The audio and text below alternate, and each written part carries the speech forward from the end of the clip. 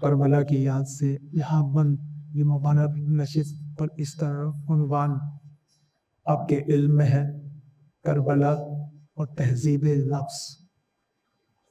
نفس انسان کا اس کی تہذیب ہے، وہ تہذیب منفی بھی ہو سکتی ہے، مثبت بھی ہو سکتی ہے، اور بے معنی اور لا یعنی کی ہو سکتی ہے۔ قرآن حکیم نے انسان کے نفس کی کیفیات پر کلام کیا، قد افلح من زکاہا، کچھ بھی کر لو کامیاب صرف وہ ہوگا جس نے اپنے نفس کو پاک کیا، بلکہ نفس کی پاکیزگی ہمہ وقتی مزاج ہے، ہر لمحہ شعور کی پاکیزگی، عمل کی پاکیزگی، گفتار کی پاکیزگی، کردار کی پاکیزگی۔ اب یہ پاکیزگی آئے کہاں سے؟ اس کے لیے قرآن حکیم میں پورا ایک نظام ہے، لیکن میں استدلال کر رہا ہوں اس آیت مبارکہ سے جسے آیت تطہیر کہا جاتا ہے۔ پاکیزگی کا نظام رب ذوالجلال بیان فرمایا، انما یرید اللہ لیذہب عنکم الرجس اہل البیت ویطہرکم تطہیرا، کہ اللہ نے یہ طے کیا ہے کہ اے اہل بیت نبوت، اللہ ہر ناپاکی کو تم سے دور رکھے گا اور تمہیں اتنا پاک رکھے گا جتنا پاکیزگی کا حق ہوتا ہے۔ آقا دو جہاں ام المومنین ام سلمہ کے حجرے میں تشریف لائی، منقش چادر آپ کے شانوں پر تھی، آقا دو جہاں تشریف فرما ہوئے، حسنین کریمین آئے، حضور نے اپنی چادر میں دونوں شہزادوں کو لیا۔ سیدہ کائنات تشریف لائیں، انہیں بھی اپنی اس چادر میں لیا۔ مولائے کائنات مولا علی تشریف لائے، انہیں بھی اس چادر میں لیا۔ اب چادر ایک ہے، شخصیات 5 ہیں۔ آقا دو جہاں نے آیت تلاوت کی، انما یرید اللہ لیذہب عنکم الرجس اہل البیت ویطہرکم تطہیرا، اے اہل بیت نبی، اللہ یہ چاہتا ہے کہ تم سے ہر ناپاکی کو دور رکھے اور تمہیں پاک و پاکیزہ رکھے، اتنا پاک جتنا پاکیزگی کا حق ہوتا ہے۔ تو اس گھرانے کے لیے، یہ پنجتن پاک کے لیے حضور یہ آیت مبارکہ تلاوت کی۔ یہی وجہ ہے کہ جب لفظ پنجتن استعمال ہوتا ہے تو اس کے آگے پاک لگایا جاتا ہے۔ پنجتن پاک، وہ پاک گھرانہ جس کی پاکیزگی کا ذمہ رب ذوالجلال نے اپنے اوپر لیا۔ اب یہاں پر بعض اذہان میں یہ خیال بیدار کیا جاتا ہے کہ آیت نازل ہوئی، اس کے بعد سے طہارت کی ضمانت ہے۔ جب آیت نازل ہوئی تو اللہ نے اپنے ذمہ لیا کہ ہم انہیں پاک رکھیں گے، تو پاکیزگی نزول آیت کے بعد سے ہے، آیت کے نزول سے پہلے کی ضمانت نہیں ہے۔ یہ خیال ہے جو بیدار کیا جاتا ہے۔ آیت نازل ہوئی، اس کے بعد پاکیزگی کی ضمانت ہے، آیت کے نزول سے پہلے کی ضمانت نہیں ہے۔ یہ خیال ایسا ہی ہے جیسے کوئی یہ کہے کہ سورہ اخلاص کے نزول کے بعد سے اللہ ایک ہے۔ اللہ نے کہا قل هو اللہ احد، اب کوئی یہ کہے کہ سورہ اخلاص نازل ہوئی اس کے بعد سے اللہ ایک ہے۔ ارے اللہ ایک ہمیشہ سے ہے، سورہ اخلاص نے بتایا، یہ گھرانہ پاک ہمیشہ سے ہے، اس آیت نے بتایا۔ پھر اس چادر کے اندر 5 شخصیات ہیں، ایک نبیوں کے سردار، دوسرے مولا علی کل اولیاء کے سردار، اور قسیم الجنہ والنار، جنت اور جہنم کے تقسیم کرنے والے علی۔ یہ حدیث مبارکہ ہے۔ اس حدیث کو بہت سارے محدثین نے اس کو لکھا ہے، لیکن میں متاخرین میں اس کا حوالہ پیش کر دیتا ہوں کہ مولانا احمد رضا خان علیہ رحمٰن نے اس حدیث کو بیان کیا مطلع القمرین میں، کہ علی جنت اور جہنم کا تقسیم کرنے والا ہے۔ تقسیم کرنے والا کس اعتبار سے؟ کیا کوئی جنت اور جہنم کوئی ایک پلاٹ ہے کہ اس میں بیچ میں کٹ لگا دیا جائے کہ یہ جہنم ہو گئی یہ جنت ہو گئی؟ جنت اور جہنم کے تقسیم کرنے والے علی۔ تو اس چادر میں ایک سردار ہے خاتون، وہ جنتی خواتین کی سردار ہے۔ اس چادر میں 2 بچے ہیں، حسن و حسین۔ آقا دو جہاں نے فرمایا الحسن والحسین سیدا شباب اہل الجنہ۔ حسن اور حسین جوانان جنت کے سردار۔ اب یہ بھی ذہن میں رہے کہ اس کا مطلب یہ نہیں ہے کہ جنت میں جا کے سردار بنیں گے۔ اس کا مطلب یہ ہے کہ جنت میں خواتین کسی اور جگہ سے نہیں آئیں گی، اسی دنیا سے جائیں گی۔ تو جو عورت زہرا کی کنیزی میں ہوگی وہ جنت میں چلی جائے گی۔ جو جوان حسنین کی غلامی میں ہوں گے وہ جنت میں چلے جائیں گے، کیونکہ حسن و حسین جہنمیوں کے سردار تو ہیں نہیں۔ تو جو ان کو اپنا سردار مانے، جو کہے شاہ است حسین اور پھر اس پر عمل پیدا رہے، وہ جنت کے راستے پر ہے۔ اب یہ 5 ہستیاں ایک چادر میں، پانچوں سرداروں کا اجتماع ہوا، ایک چادر ہے، اس میں 5 سردار ہیں۔ کہنے کو یہ ایک چادر ہے، لیکن حقیقت میں قیامت تک کے لیے طہارت کا ایک قلعہ ہے جس میں نجاست نہیں جا سکتی، پاکیزگی کا قلعہ۔ پھر ان 5 میں ایک وہ ہے کہ جو سلطان کربلا کہلایا۔ کربلا وہ جو پنجتن کی انجمن کا آخری فرد ہے، آخری چراغ ہے، وقت کربلا، وہ میر کارواں۔ کربلا کوئی اچانک رونما ہونے والا واقعہ ہے۔ 10 احادیث ہیں کتب اہل سنت میں جن میں کربلا کی تفصیلات بیان ہوں۔ ایک حدیث جس میں آقا دو جہاں نے فرمایا کہ واقعہ کربلا اس وقت وقوع پذیر ہوگا جب ایک ایسا شخص حاکم بنے گا جو میری سنتوں کو بدلنے والا ہوگا۔ رسول اکرم کے طریقے کو بدلا، سود کو جائز قرار دیا، بدکاری کو فروغ دیا، شراب نوشی عام کی، عام شراب نوشی کی۔ آقا دو جہاں نے فرمایا میرے طریقے کو بدلنے والا حاکم ہوگا۔ ایک اور حدیث، حسین اس وقت شہید ہوں گے جب بنو امیہ کی حکومت ہوگی اور ایک آوارہ جبان حکمران ہوگا۔ یزید کا تعلق بنو امیہ، آوارگی اس کے مزاج کا حصہ تھی۔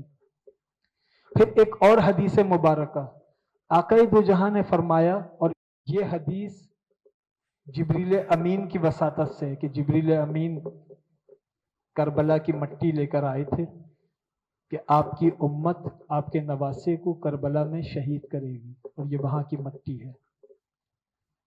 اور آقا دو جہاں نے وہ مٹی ام سلمہ کو دی۔ کیوں؟ اس لیے کہ اس وقت تو کئی ازواج مطہرات حیات تھیں، یہ نگاہ نبوت دیکھ رہی تھی کہ جب کربلا وقوع پذیر ہوگی اس وقت صرف ام سلمہ موجود ہوں گی۔ تو آقا دو جہاں نے وہ ام سلمہ کو دی کہ یہ کربلا کی مٹی ہے، جب یہ خون بن جائے اس کا مطلب ہے حسین شہید ہو گئے۔ پھر ایک اور حدیث مبارکہ آقا دو جہاں نے فرمایا کہ حسین اس مقام پر شہید ہوں گے جسے کربلا کہا جائے گا، یقال لہو کربلا، اسے کربلا کہا جائے گا۔ حضور نے یہ نہیں فرمایا کہ حسین جہاں شہید ہوں گے اس جگہ کو کربلا کہا جاتا ہے، کیونکہ جب رسول اکرم یہ اطلاع دے رہے تھے اس وقت کربلا کا نام نئے نوا تھا، نئے نوا۔ بعد میں اس جگہ کو کربلا کہا گیا، تو حضور نے فرمایا حسین وہاں شہید ہوں گے جس جگہ کو کربلا کہا جائے گا۔ پھر ایک اور حدیث، میں نے اتنی احادیث جو بیان کی ان میں سے کسی کا بھی حوالہ نہیں دیا کہ یہ احادیث ہیں کتابوں میں لکھی ہوئی ہیں، لیکن اب جو میں حدیث بیان کر رہا ہوں اس کا حوالہ دینا اس لیے ضروری ہے کہ بہت سارے لوگ سوچیں گے یہ حدیث کہاں سے آ گئی، ہم نے تو کبھی سنی نہیں، یہ کہاں سے آ گئی؟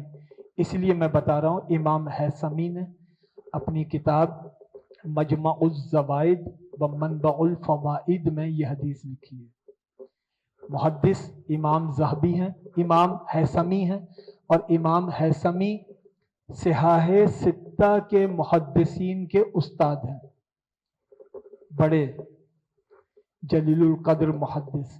انہوں نے یہ حدیث لکھی کہ آقا دو جہاں نے فرمایا کہ حسین اس وقت شہید ہوں گے جب ایک آوارہ شخص حکمران ہوگا اور اس کا نام یزید ہوگا، یزید اس کا نام ہوگا، یہ حدیث ہے،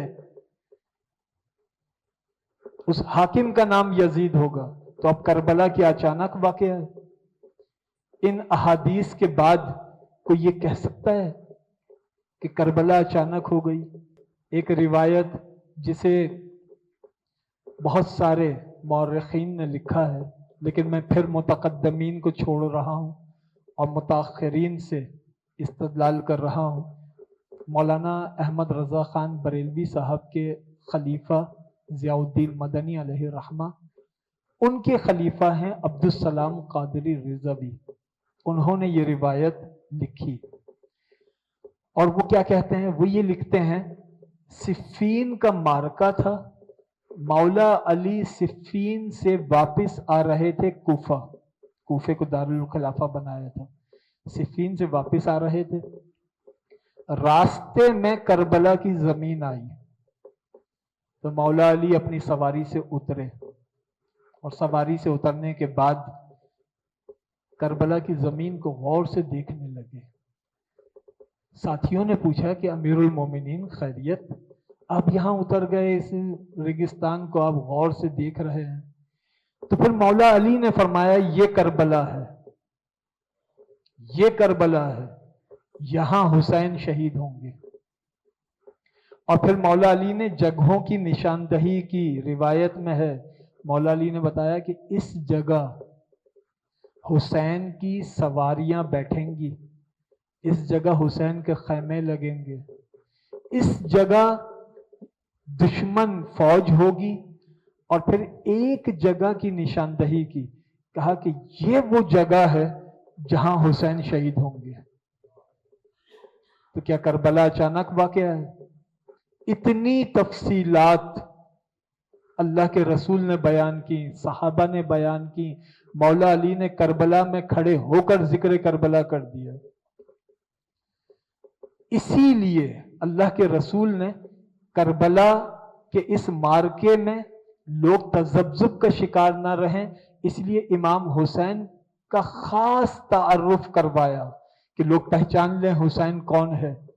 کبھی نماز ہو، صحابہ کرام صف بصف پیچھے کھڑے ہوں، اللہ کے رسول سجدے میں گئے، پشت پر امام حسین آ کر بیٹھ گئے، حضور نے سجدے کو طول دیا، سجدہ لمبا، سجدے کو لمبا کر دیا۔ ایک روایت یہ ہے کہ 72 مرتبہ تسبیح سجدہ پڑھی، 72 مرتبہ سجدے کو طول دیا، اور صحابہ کرام پیچھے فکر مند ہیں کہ آج سجدے سے سر نہیں اٹھ رہا۔ جب امام حسین علیہ السلام اپنی مرضی سے اترے تو آقا دو جہاں نے سر اٹھایا، تکمیل نماز ہوئی۔ اب صحابہ نے پوچھا کہ حضور آج سجدہ بڑا طولانی تھا، سبب؟ आका दो जहां ने फरमाया मैं सजदे में गया, पुश्त पर हुसैन आकर बैठ गए। मैंने सजदे से सर उठाना पसंद नहीं किया कि कहीं हुसैन को तकलीफ ना हो जाए।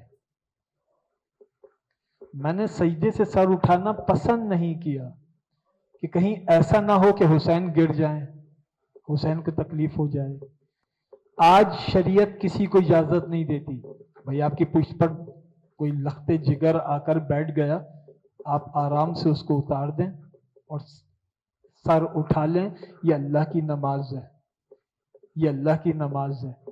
शरीयत कयामत तक नमाज पढ़ाने वालों को तो ये इजाजत नहीं दे रही, लेकिन जो शरीयत सिखाने वाले हैं वो सजदे को रोक रहे हैं। क्यों? बताने के लिए कि हुसैन को आम लोगों पर कयास नहीं करना। ये हुसैन है, इसके गिरने का अंदेशा था, इसलिए सर नहीं उठाया। मैं कहूं कि हुजूर नवासा ही तो है, बच्चा है, अगर गिर जाता तो ये तो नमाज अल्लाह की है। तो हुजूर यही तो बता रहे हैं कि अगर बच्चा ही होता तो सर उठा देता।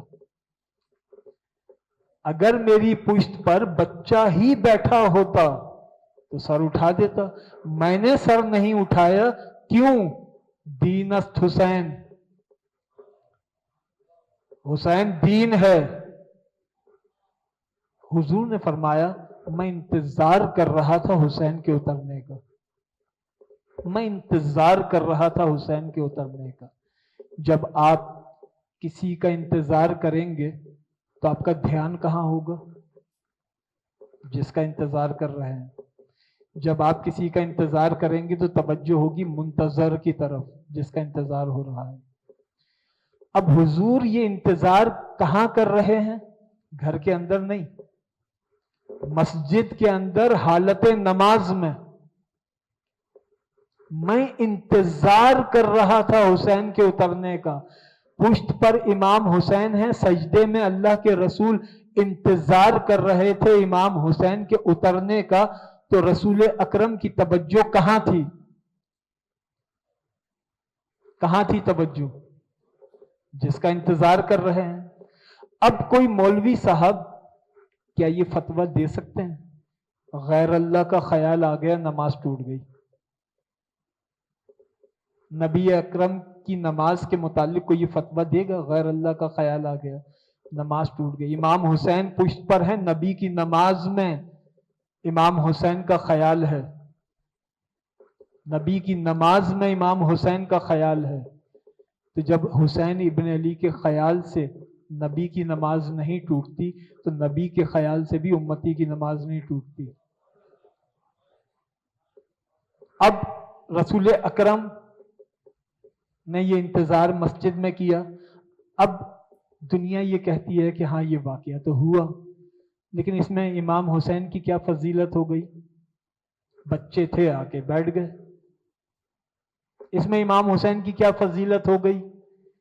तो फजीलत है, सबसे अफजल इबादत खाना मस्जिद हराम, एक नमाज 1,00,000 नमाजों के बराबर।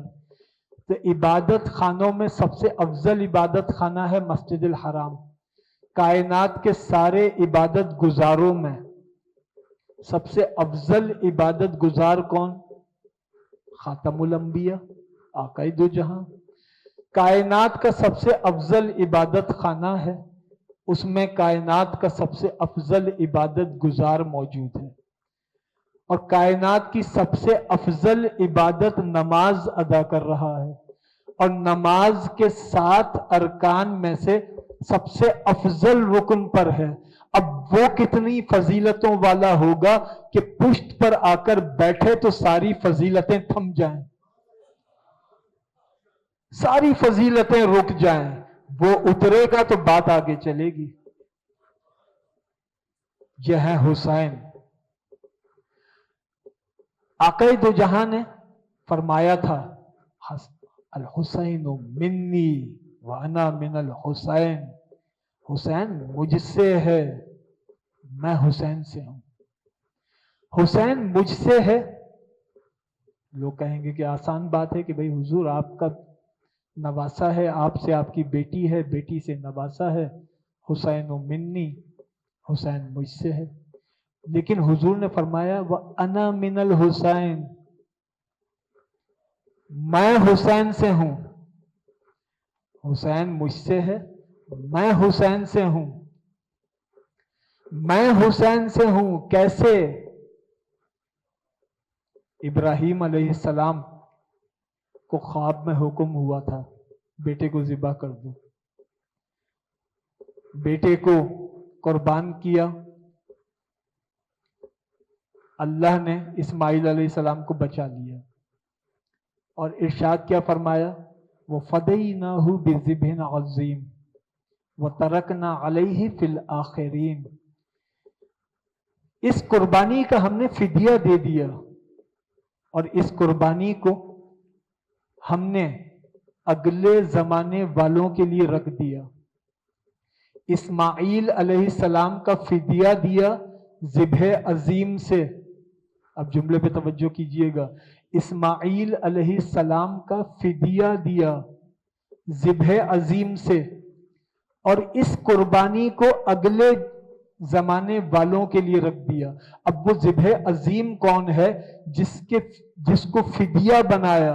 तो अब अल्लामा इकबाल ने कहा, अल्लाह अल्लाह बाए बिस्मिल्लाह पेदर, मानिए ज़िब्ह अजीम आमद पिसर, मानिए ज़िब्ह अजीम आमद पिसर। कि अल्लाह अल्लाह बाप वो है जो बिस्मिल्लाह की बा का नुक्ता है, बिस्मिल्लाह की बा है, और उसका बेटा ज़िब्ह अजीम है। ज़िब्ह अजीम कैसे? इस्माइल अलैहिस्सलाम को कुर्बान होना था, कुर्बान होना था, लेकिन फिदिया आ गया, फिदिये से बदल दिया। इस्माइल अलैहिस्सलाम बच गए। अगर इस्माइल अलैहिस्सलाम कुर्बान हो जाते तो फिर नस्ल इस्माइल में रसूल अकरम कैसे आते? रसूल अकरम तो नस्ल इस्माइल में है। अगर इस्माइल कुर्बान हो जाते तो रसूल अकरम की विलादत कैसे होती? तो इस्माइल को बचाना था, कुर्बानी को मौखर करना था कि ऐ इस्माइल हम आपको बचा देते हैं, ये कुर्बानी ज़िब्ह अजीम के लिए रख देते हैं।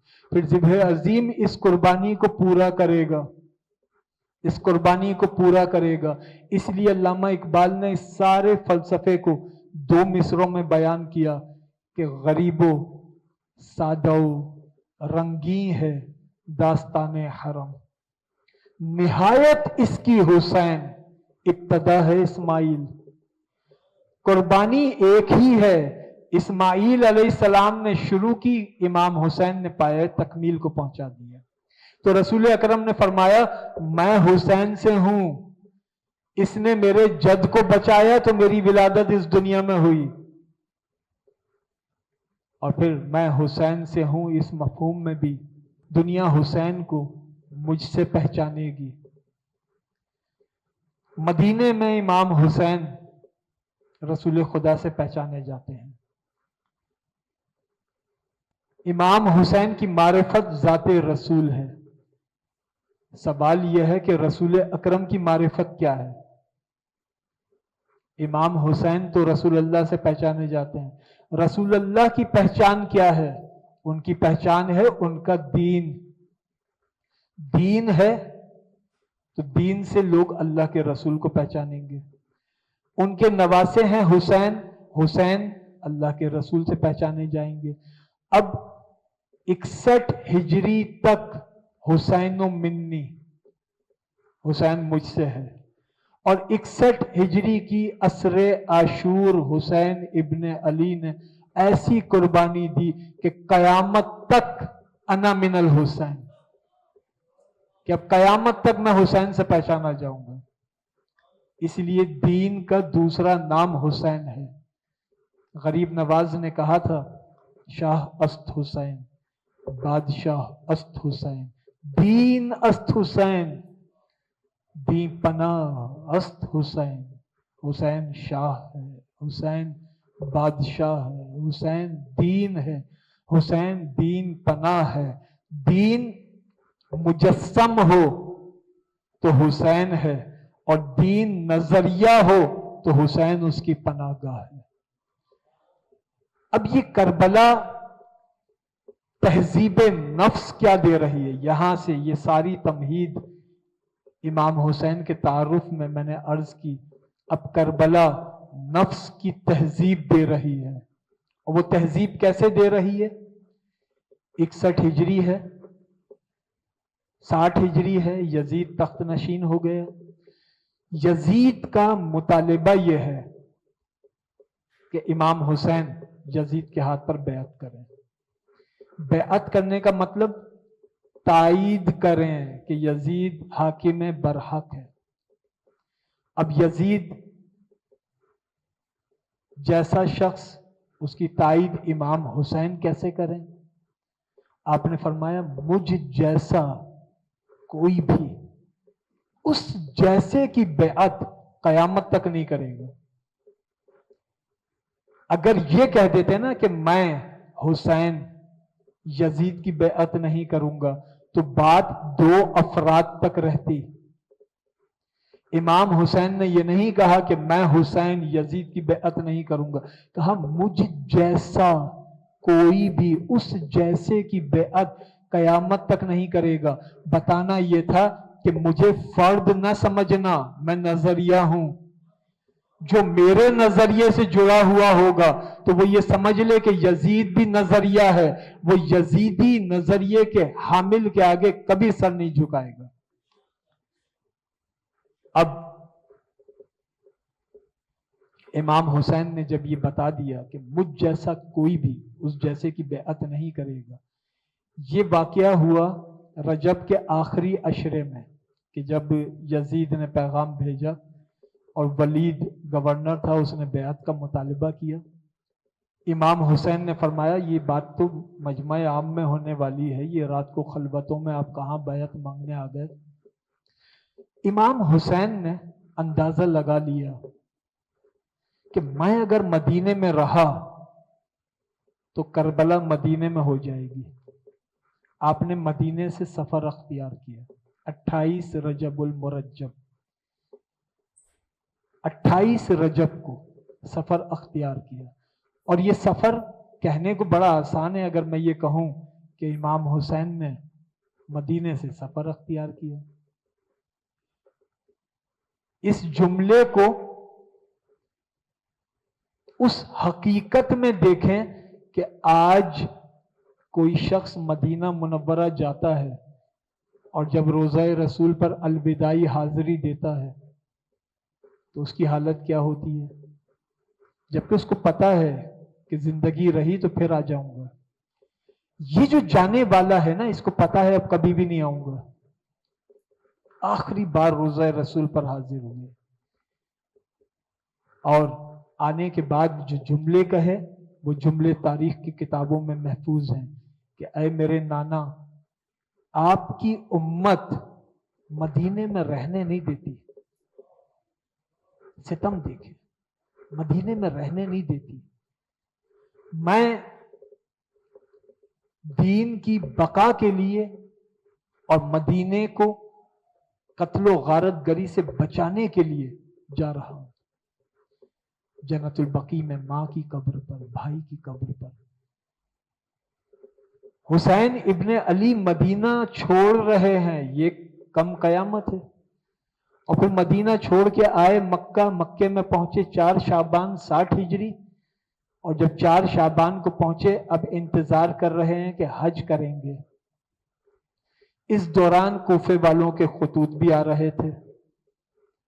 مسلم بن عقیل کو اپنا سفیر بنا کر کوفے بھیجا مکے سے، اور پھر مسلم بن عقیل مکے سے مدینہ آئے، بچوں کو 2 بیٹوں کو لیا اور پھر کوفہ روانہ ہوئے۔ ادھر حج کا وقت قریب آ رہا ہے، ذی الحجہ کا مہینہ لگ گیا۔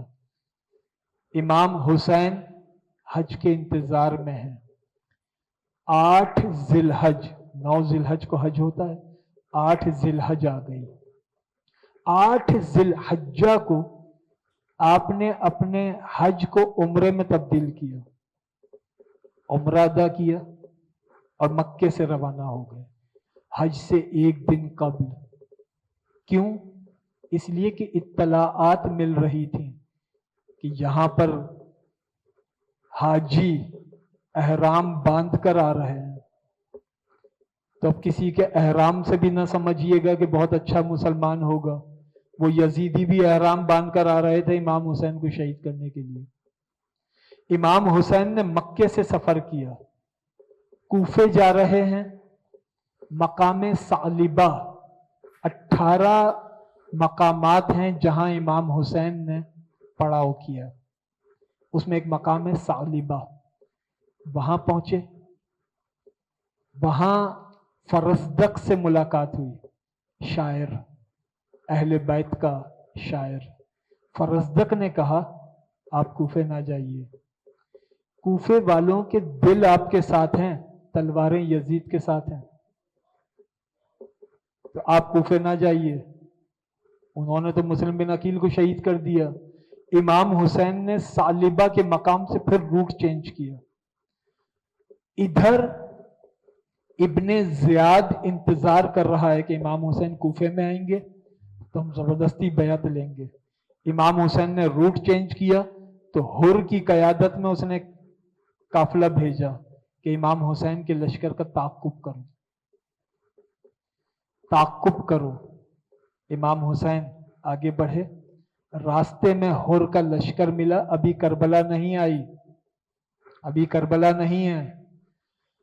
حر کا لشکر ملا، حر کے لشکر نے کہا کہ ہم بہت پیاسے ہیں، آپ کے پاس کچھ پانی ہو تو دے دیجیے۔ امام حسین نے اپنا ذخیرہ شدہ پانی حر کو دیا، لشکریوں نے پیا۔ امام حسین نے فرمایا اپنے جانوروں کو پلاؤ، یہ ہے محسن انسانیت کا نواسہ اور یہ ہے نفس کی تہذیب۔ دشمن سامنے ہے، کہہ رہے ہیں جانوروں کو پانی پلاؤ، جانوروں کو پلا دیا، پھر پانی بچ گیا، کہنے لگے جانوروں کے پیروں کے اوپر پانی ڈالو، تمہارے جانور ریگستانی سفر کر کے آ رہے ہیں، اپنے جانوروں کے پیروں پر پانی ڈالو۔ اور جب یزیدی فوج نے پانی بند کیا، حسین ابن علی نے ایک بار بھی یہ نہ کہا کہ میں نے تو تمہیں پانی دیا تھا۔ یہ ہے نفس کی تہذیب، یہ ہے کردار کی تہذیب۔ 2 محرم الحرام 61 ہجری میں کربلا پہنچے، 5 محرم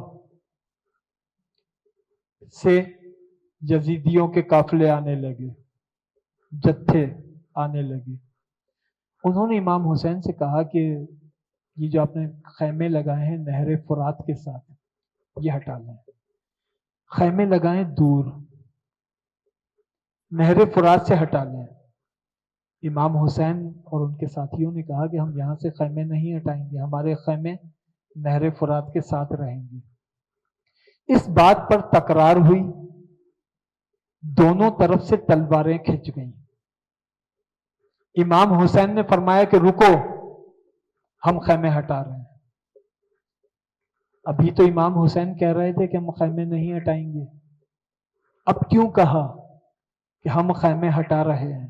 اس لیے کہ حسین ابن علی نے دیکھ لیا کہ دونوں طرف سے تلواریں کھنچ چکی ہیں، اس وقت اگر جنگ ہو گئی تو مورخ لکھے گا جھگڑا پانی کا تھا، آنے والا مورخ لکھے گا سارا تنازع پانی کا تھا۔ فرمایا کہ جھگڑا پانی کا نہیں ہے، خیمے دور لگا لیے۔ یہ امام حسین کی قائم کردہ تہذیب ہے کہ رسول خدا کی سیرت صرف عورتوں میں سے ایک خاتون نے پوری دیکھی تھی ولادت سے وصال تک، ان کا نام تھا ام ایمن۔ مردوں میں ایک شخصیت تھی عباس بن عبد المطلب، انہوں نے ولادت سے وصال تک حضور کی پوری سیرت دیکھی۔ کوئی اور فرد ایسا نہیں تھا جس نے سیرت النبی مکمل دیکھی، کسی نے اولین دور دیکھا، کسی نے درمیان کا دور دیکھا، کسی نے آخری دور دیکھا۔ इमाम हुसैन ने करबला में सीरतुन नबी के हर उम्र के मज़ाहिर करबला में जमा कर दिए कि तुम रसूल की अहद शीर नोशी देखना चाहते हो, मेरा असगर देखो, मेरे अली असगर को देखो कि रसूल का अहद शीर नोशी कैसा था।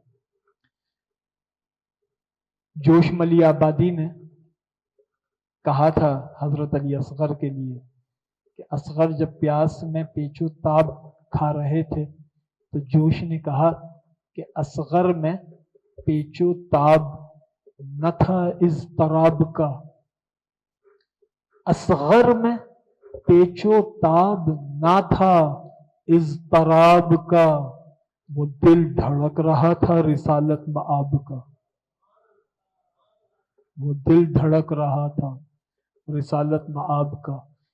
अगर इससे आगे का लड़कपन देखना चाहो तो औनो मोहम्मद को देखो, हजरत ज़ैनब के शहजादों को देखो।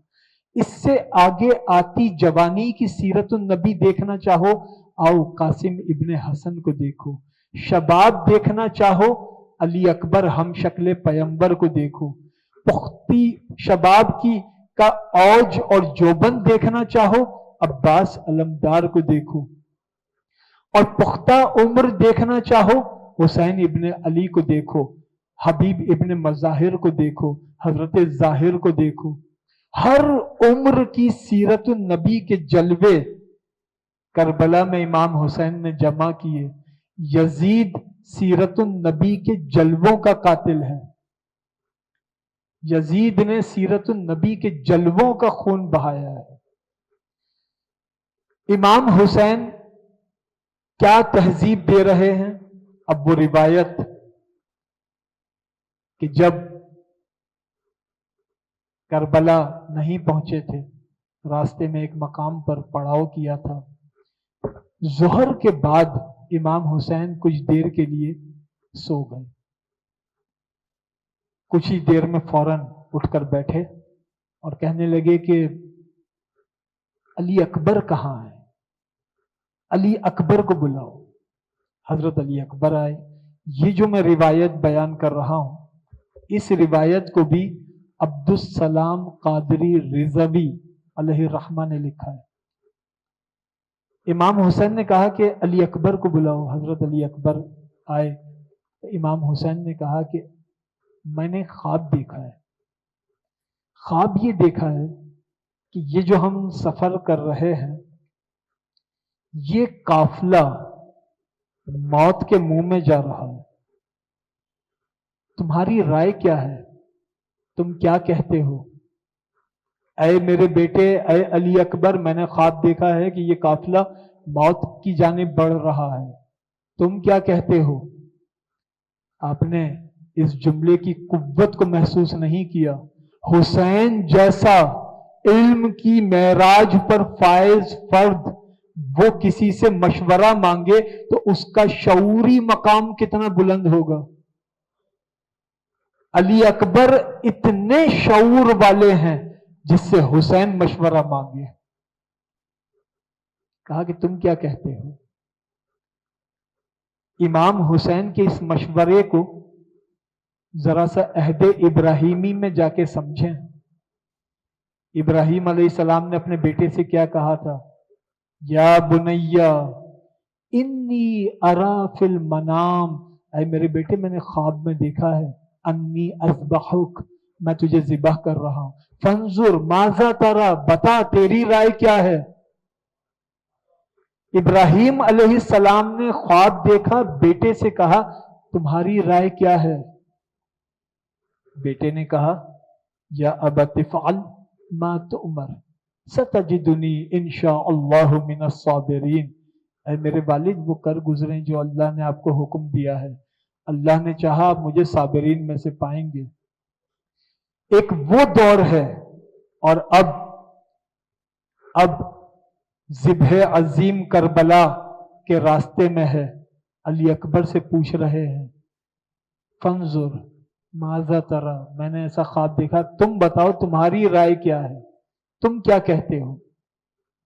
अली अकबर ने कहा कि हम हक पर हैं, اور جب ہم حق پر ہیں تو اس سے کوئی فرق نہیں پڑتا کہ ہم موت کے اوپر جا کر گر جائیں یا موت آ کر ہمارے اوپر گر جائے،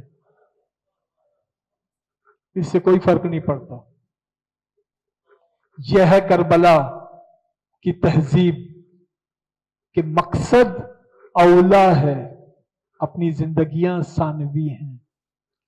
اور یہ ہے کربلا کی تہذیب کہ کربلا کے میدان میں جب وہی حر جس نے بدسلوکی کی تھی، امام حسین کے گھوڑے کی باگ پکڑی تھی اور کہا تھا کہ میں یہاں سے جانے نہیں دوں گا، یہاں آپ کی قبریں بنیں گی، امام حسین نے فرمایا تھا کہ تیری ماں تیرے غم میں روئے، تیری ماں تیرے غم میں روئے۔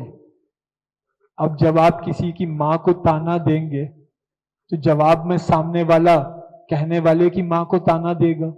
امام حسین نے حر سے کہا تیری ماں تیرے غم میں روئے، تو جواب میں حر نے کیا کہا؟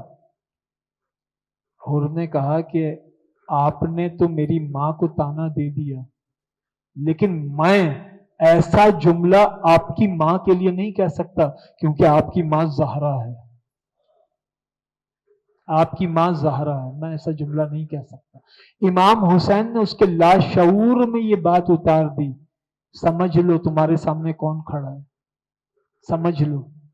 اب یہ کربلا تیار ہے اور کربلا تہذیب نفس سکھا رہی ہے، بتا رہی ہے، اور بس امام حسین کی ایک فراست، اور اس کے بعد پھر میں امام حسین کی شہادت کے حوالے سے کچھ روایات پیش کر کے آج کی اس نشست کو مکمل کروں گا۔ امام حسین مدینہ چھوڑا، مکہ چھوڑا، کربلا آئے، جب شہیدی ہونا تھا، جان دینی ہی تھی، تو اتنا لمبا سفر کیوں؟ ضروری تھا۔ مدینے میں اگر امام حسین شہید ہو جاتے، لوگ کہتے کہ اتنی دنیا آتی ہے روضہ رسول پر حاضری دینے، پتہ نہیں کس نے مار دیے۔ مکے میں شہید ہو جاتے، لوگ کہتے کہ مکے میں تو ایک دنیا آتی ہے حج کے موقع پر، پتہ نہیں کس نے قتل کر دیا۔ امام حسین نے اپنی فراست سے اپنے قاتلوں کو مدینے سے نکالا، اپنے قاتلوں کو مکے سے نکالا اور کربلا میں جمع کیا۔ اب کوئی یہ نہ کہے کہ یزیدیوں نے دھوکے سے امام حسین کو گھیرا، یزیدیوں کی کیا مجال کہ وہ امام حسین کو دھوکہ دے سکیں؟ دھوکہ اس کو دیا جاتا ہے جس پر سب کچھ آشکار نہ ہو۔ یزیدیوں نے دھوکے سے امام حسین کو نہیں گھیرا، یہ امام حسین کی فراست ہے، اپنے قاتلوں کو مدینے سے نکالا، مکے سے نکالا اور کربلا میں اپنے قاتلوں کو جمع کر دیا۔ اب کوئی یہ نہیں کہہ سکتا زمزم پینے آیا تھا، اب کوئی یہ نہیں کہہ سکتا طواف کعبہ کرنے آیا تھا، روضہ رسول پر حاضری دینے آیا تھا۔ اب تو بس ایک صورت ہے، یا تم غلام حسین ہو یا دشمن حسین، کوئی تیسرا راستہ نہیں۔ کربلا میں حق اور باطل کی میزان امام حسین نے قائم کی۔ دنیا دیکھے کہ جب حر یزیدی لشکر سے نکلے اور اپنے بھائی، بیٹے، غلام کے ساتھ امام حسین کی جانب آئے، تو کیا کوئی نیا کلمہ پڑھا تھا؟ کیا امام حسین کے پاس آنے کے بعد کوئی نیا کلمہ پڑھا؟ کوئی بہت زیادہ عبادتیں کی؟ خیمہ ہی تو بدلا تھا، یہ خیمہ بدلنے سے کیسے جنتی ہو گئے؟ جب تک حر خیمہ یزیدی میں تھا جہنمی، امام حسین کی جانب آئے جنتی۔ اب یہاں سے ایک میزان قائم ہو گئی کہ دونوں طرف نمازیں ہیں، دونوں طرف سجدے ہیں، دونوں طرف آذانیں ہیں، دونوں طرف چہروں پر داڑیاں ہیں، دونوں طرف امامے ہیں، لیکن ایک ہی وقت میں دو اسلام موجود ہیں۔ ایک اسلام ہے یزیدیت کا، پوری داڑھی امامے اور نمازوں اور اذانوں کے ساتھ۔ دوسری طرف اسلام ہے حسین ابن علی کا، دونوں کہہ رہے ہیں کہ ہمارا اسلام حق ہے۔ حسین ابن علی نے کربلا کے مقتل کو مکتب بنا کر بتایا کہ اب سمجھو اصل اسلام کون سا ہے، اصل دین کون سا ہے۔ کربلا مقتل ہی نہیں، مکتب بھی ہے، کربلا تجربہ گاہ بھی ہے، کربلا ایک لیبورٹری ہے جہاں دونوں اسلام رکھ کر اس کو ایگزامن کر کے نتیجہ دے دیا جاتا ہے کہ دین است حسین۔ حر نے خیمہ بدلا، نماز، زکوٰۃ، اذانیں، عبادت، تلاوت، کلمہ دونوں طرف تھا، لیکن ایک سمت جہنمی تھی، ایک سمت جنتی تھی۔ ایک سمت جہنمی ہے، ایک سمت جنتی ہے۔ یہ فرق کیسے قائم ہوا؟ عبادتیں دونوں طرف تھیں، حسین ایک طرف تھے۔ عبادتیں دونوں طرف تھیں، حسین ایک طرف تھے۔ تو جہاں حسین ہے وہاں جنت ہے، وہاں جنت ہے۔ اب وہ امام حسین بتا رہے ہیں کہ یزیدی اسلام اور حقیقی اسلام میں کیا فرق ہے۔ ایک اسلام کے نام پر نظریہ ہے جو ہے خودی کے لیے، اور حقیقی اسلام کا نظریہ ہے خدا کے لیے، خدا کے لیے۔ اب ایک جانب یزید چاہتا ہے کہ امام حسین یزید کی بیعت کر لیں، امام حسین بیعت کریں تو یہ ایسے ہے جیسے ابراہیم علیہ السلام نے نمرود کو تسلیم کر لیا، یہ ایسے ہے جیسے موسیٰ علیہ السلام نے فرعون کو تسلیم کر لیا۔ ایک جانب بقائے دین ہے اور دوسری جانب 72 رفقا ہیں۔ کیا کریں؟ دین کو 72 پر قربان کریں یا 72 کو دین پر؟ حسین ابن علی نے 72 کو دین پر قربان کیا، دین مقدم ہے۔ پھر جوانان بنی ہاشم ہیں، علی اکبر جیسا جوان جب بھیجا تھا تو ایک کمال محبت بھرا انداز تھا۔ علی اکبر کو جب بھیجا تو یہ کہہ کر بھیجا، اللہم اشہد علی ہؤلاء القوم قد برز غلام اشبہ الناس برسولک خلقا وخلقا ومنطقا۔ اے اللہ تو اس قوم کے اوپر گواہ ہو جا، یزیدیوں کے اوپر، اے اللہ اس قوم کے اوپر تو گواہ ہو جا، میں اسے بھیج رہا ہوں جو تیرے رسول سے سب سے زیادہ مشابہ ہے، خلق میں، خلق میں اور نطق میں۔ یعنی اس کا سراپا دیکھو تو سراپا رسول سامنے ہو، اس کی بات سنو تو انداز تکلم رسول کا سامنے ہو، اور اس کا خلق دیکھو، اس کا اخلاقیات دیکھو تو رسول کی اخلاقیات سامنے ہو۔ یہ صرف ہم شکل رسول نہیں ہے، یہ اخلاق رسول بھی اس کے اندر نظر آئیں گے، اس کے اخلاق رسول کے اخلاق جیسے ہیں۔ یہ بات کرتا ہے تو رسول کے لہجے میں کرتا ہے۔ بھیج رہا ہوں، علی اکبر کو بھی قربان کیا۔ ایک جانب علی اکبر ہے، ایک جانب بقائے دین ہے، ایک جانب عباس علمدار ہے، دوسری جانب دین کی بقا ہے۔ عباس علمدار کو قربان کیا بقائے دین کی خاطر۔ سب قربان ہو گئے اور آخر میں جب نبی کا نواسا خود تنہا رہ گیا، یہ اب تہذیب نفس دیکھیے گا، جب کوئی شہید ہوتا تھا امام حسین اسے اٹھا کر لاتے تھے۔ اگر کوئی بیٹا شہید ہوا، اس کا باپ اسے لانا چاہتا، امام حسین کہتے نہیں، میں ہوں، میں لے کر آؤں گا۔ کسی باپ کو بچے کی لاش نہ اٹھانے دی، کسی بچے کو باپ کی لاش نہ اٹھانے دی، کسی بھائی کو بھائی کی لاش نہ اٹھانے دی، اور جب خود سوار ہوئے تو ایک بار بھی یہ شکوہ نہ کیا پروردگار سب کو تو میں نے سوار کرایا تھا، مجھے سوار کرانے والا کوئی نہیں۔ اور روایت یہ ہے کہ حضرت زینب بنت علی سلام اللہ علیہ، آپ نے اس کرب کو محسوس کیا، کہا کہ اے میرے بھائی، ہر ایک کو تم نے سوار کرایا ہے، کوئی ایسا نہیں جو تم کو سوار کرا دیتا، سب کو تم نے سوار کرایا ہے، تمہیں میں سوار کراؤں۔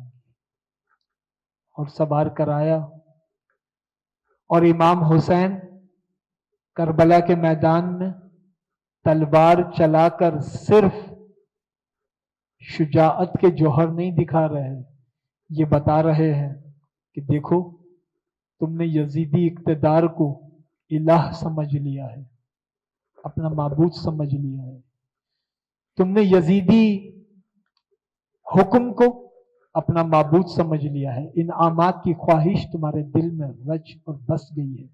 تلوار چلا کر بتایا لا الہ، لا الہ، دنیا کی زندگی معبود نہیں ہے، دولت معبود نہیں ہے، اقتدار اور اختیار معبود نہیں ہے۔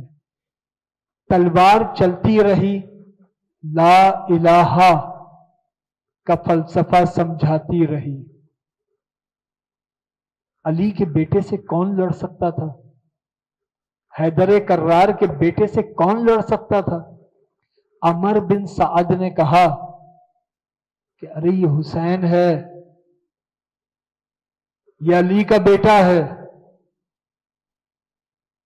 اس سے تم نہیں لڑ سکتے، پیچھے ہٹ جاؤ، پیچھے ہٹ جاؤ، تم تلوار میں اس کو شکست نہیں دے سکتے، یہ علی کا بیٹا ہے، پیچھے ہٹ جاؤ سب۔ اور سب پیچھے ہٹنے کے بعد دور سے تیر چلاؤ، کسی نے تیر چلایا، کسی نے نیزہ پھینکا۔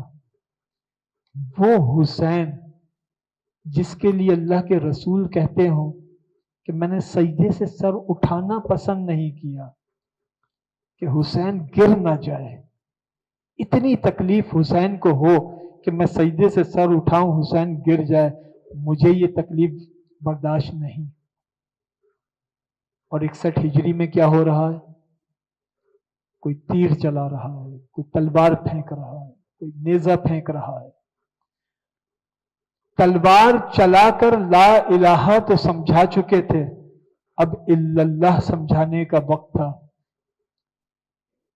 سجدے سے نیچے تشریف لائے، سجدے میں تشریف لائے، گھوڑے سے نیچے تشریف لائے اور سجدہ کیا، سجدے میں سر رکھ کر بتایا کہ چلتی ہوئی تلوار لا الہ کا فلسفہ سمجھاتی ہے، اور سجدے میں سر رکھ کر بتایا الا اللہ، معبود بس اللہ ہے، بس اللہ ہے۔ سجدے میں سر رکھ کر یزید کی شکست کا اعلان کر دیا کہ یزید جس سر کو اپنے آگے جھکانا چاہتا تھا وہ سر وقت آخر بھی اللہ کے آگے جھکا تھا۔ سجدہ کر کے یزید کی شکست کا اعلان کر دیا، اور تکمیل کلام اس پر کہ کربلا منفرد مارکہ ہے، کربلا منفرد مارکہ ہے، جنگوں میں تلواریں گلے کاٹتی ہیں، کربلا بتاتی ہے کہ یہاں تلواریں گلے نہیں کاٹتی، سوکھے گلے ظلم کی تلواروں کو کاٹتے ہیں۔ تلواریں فنا ہو گئیں، उन सूखे गलों पर सलाम आज भी है, उन सूखे गलों से मोहब्बत आज भी है। जिस गर्दन पर अल्लाह के रसूल ने बोसे लिए हों, उस गर्दन पर खंजर चलाया गया, इससे बड़ी क्या तौहीन रिसालत होगी। जिसको सूंघ कर अल्लाह के रसूल ने कहा ये मेरा जन्नती फूल है, उसको शहीद करके जो तौहीन रिसालत हुई है, उसकी मिसाल कायनात में नहीं मिलती। बस हुसैन वो कि इकबाल ने कहा उनके जेरे तेग गोयद ला इलाहा। हुसैन वो है जिसने तलवार के नीचे ला इलाहा इल्लल्लाह कहा। उनके अज खूनश बुरुयद ला इलाहा। हुसैन वो है जिसके खून से भी ला इलाहा इल्लल्लाह की बहारें फूटी। उनके बख्शद बेयकीना रा यकीन, उनके लर्जद अज सजूदे ऊ जमी। हुसैन वो है जिसने करबला की कुर्बानियों से बेयकीनों को दौलत यकीन दे दी और ऐसा सजदा किया कि जमीन लरज गई, जमीन कांप गई। हमारे लिए राह हुसैनी यह है कि हम सिर्फ जिक्र हुसैन ना करें, सिर्फ इमाम हुसैन के गम में अपने दिल को मखमूम करने तक महदूद ना रहें, इससे बढ़कर आगे बढ़कर राह हुसैनियत को अख्तियार करें। और राह हुसैनियत यह है कि हर तागूत के आगे इनकार कर देना, हुसैन इब्ने अली की तरह इनकार कर देना कि हम किसी तागूत को नहीं मानते, हम किसी साम्राज्य को नहीं मानते, हम किसी जालिम को नहीं मानते। आज इस दौर का यजीद इसराइल है और इस दौर में सुन्नत हुसैनी अगर पूरी कर रहे हैं तो वो फलस्तीन के मजलूम लोग हैं जिन्होंने इसराइल की बालादस्ती को तस्लीम करने से इनकार कर दिया और हर जुल्म सहने के लिए अपने आप को पेश